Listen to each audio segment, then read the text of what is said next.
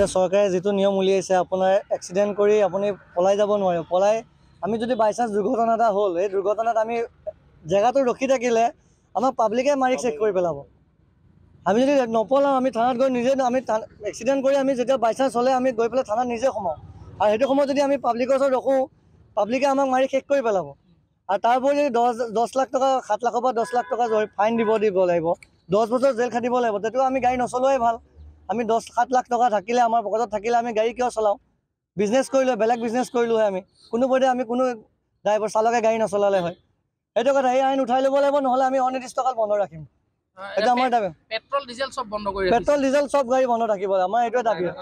Private গাড়ী আপুনি যিকোনো ড্ৰাইভাৰে এতিয়া গাড়ী চলাব নোৱাৰে, আমাৰ দাবী সেইটোৱে। কাৰণ অকল বিলাক ছুপাৰ হওক, মেজিক হওক, টেম্পু নহয়, যিকোনো এজন ড্ৰাইভাৰৰ লগত এইটো লাগু কৰিছে।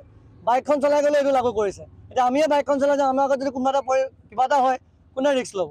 সেইটো কাৰণে আমি আইন মানি ল'ব নোৱাৰোঁ কোনোপধ্যে।